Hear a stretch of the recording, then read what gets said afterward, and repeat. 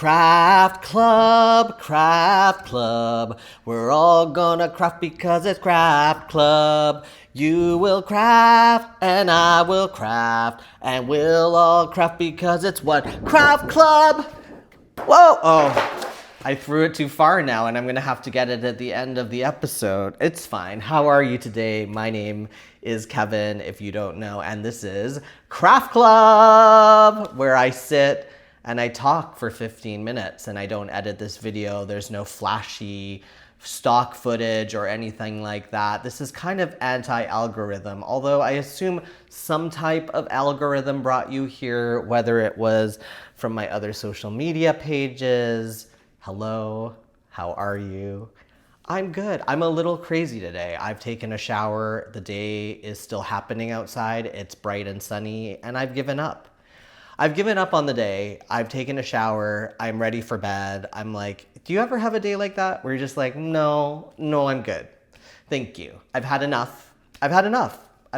I'm going to be by myself in my space for the rest of the day. I'm going to shower. I'm going to feel comfortable for the rest of the day.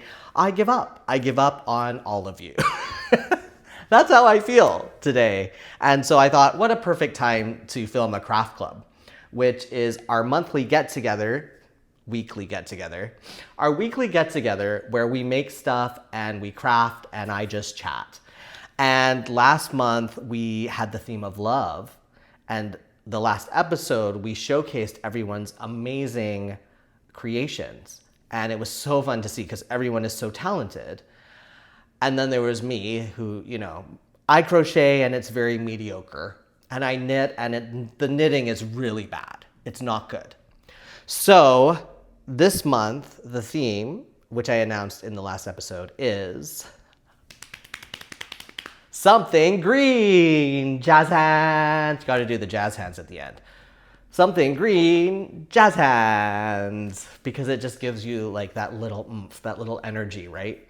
And so tell me in the comments what you are going to make. You don't have to follow the theme, as I say every week. It's just something to do, something to think about, because there are some people that are doing like long-term projects. Like there is a Taylor Swifty, it's a Swifty crochet dress, granny dress, and there's also a beautiful blanket being made. It's kind of like crochet by numbers or knit by numbers. And so the theme is just, if you need something, a little inspiration or something, I am going to be making something green. What we do is we celebrate the upcoming month. We prepare for the upcoming month. So in February, it's now February. Oh my gosh, it's only 5 months until the Christmas season, y'all.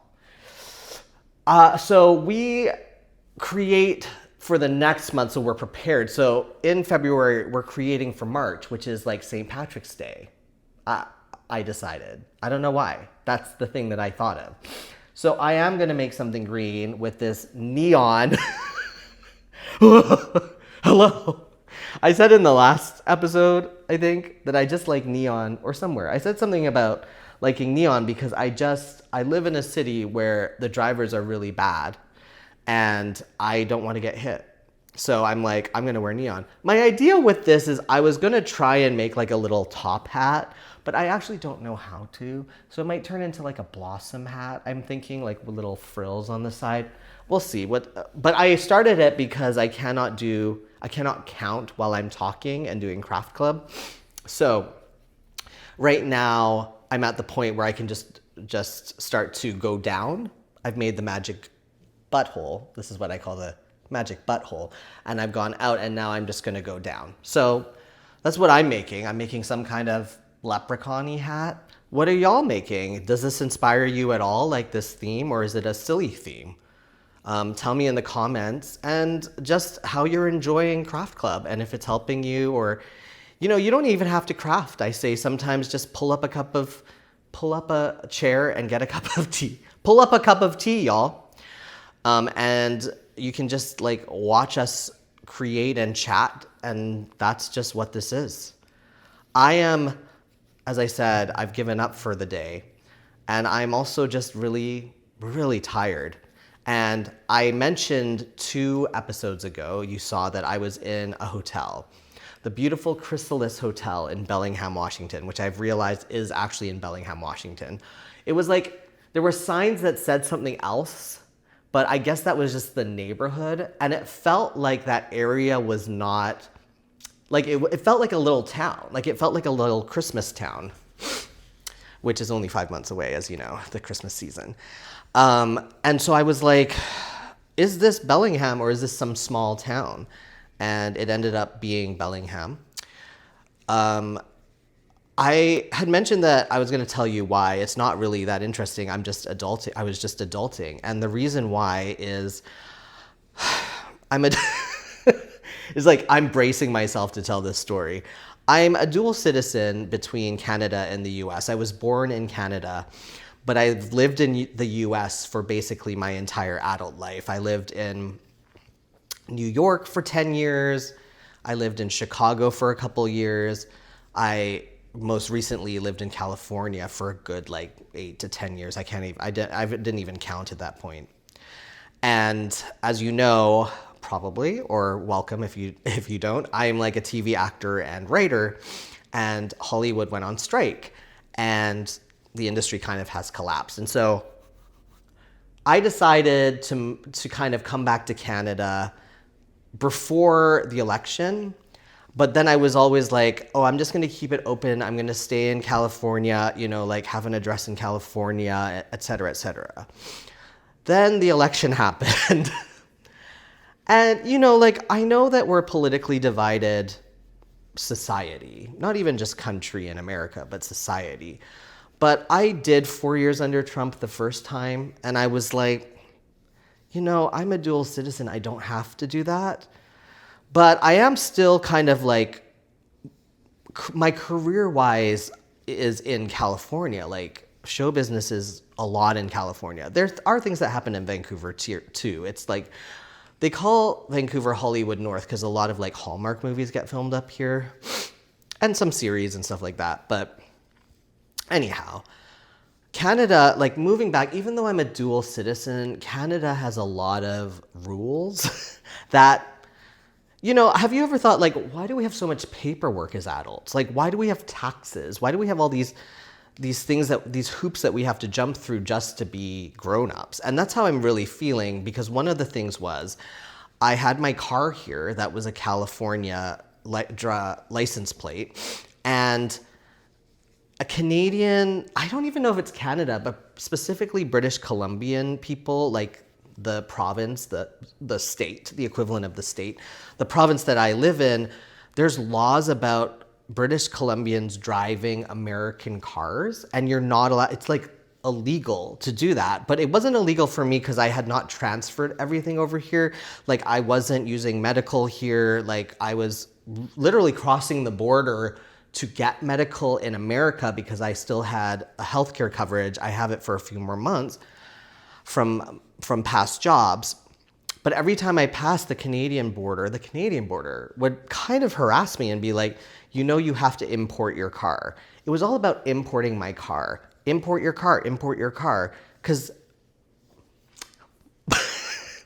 I'm like trying to be like, I'm thinking about making a video about this specifically because importing my car was such a traumatic experience that basically no one understood or knew the full law. And so everyone was telling me different things. And there's so many steps that you have to take in order to do that. And it's not easy to do. And I had not become a British Columbia resident, but January 1st, I was like, you know what, let's just do it, because you probably are not gonna work in California for a while. You don't know. You can always go back, but you seem to be like living in Canada right now. So why don't you just commit to it? So again, this is like so specific and like one of those problems that like no one is really ever gonna go through. But basically, in order to import your car, it costs a lot of money. And my car is a 2014 Nissan Versa with like no automatic locks or windows. Like, I have rolling windows. Like, it is worth, like, they priced it at $1,900.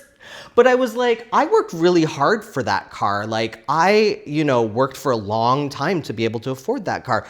I should be able to keep my car. But part of me goes like, I basically paid triple for that car now, what that car is worth.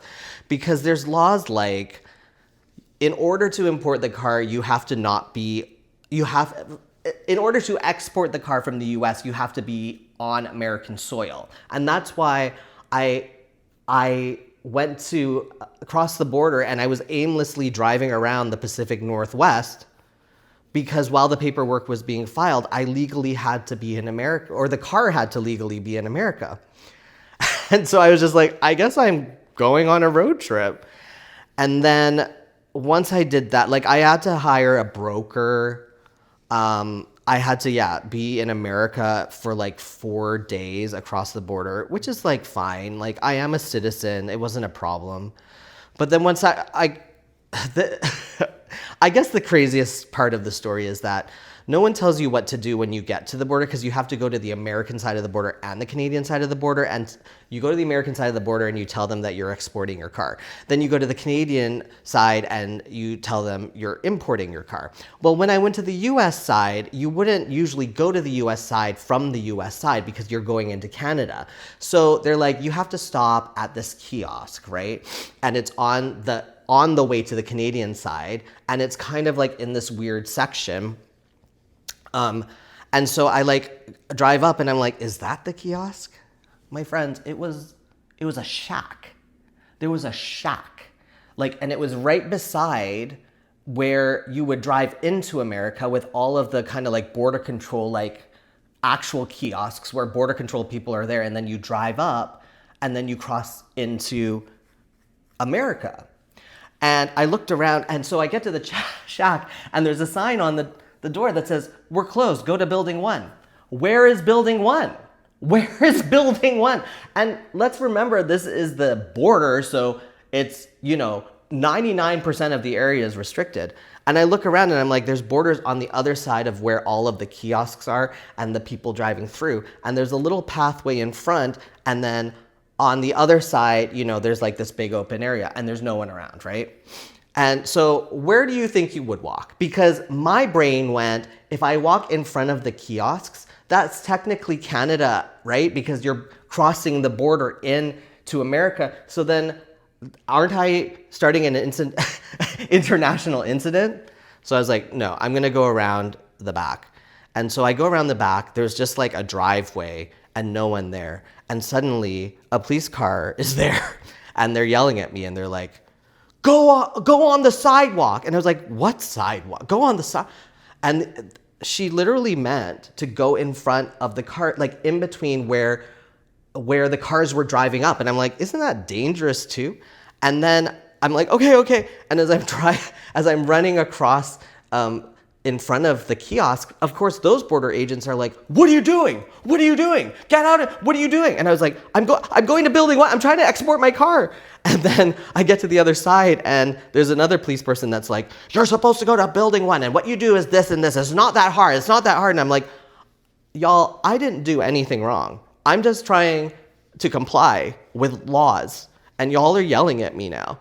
And anyways, I did do it. I have now completed the import of my car and I'm now a British Columbia resident for now.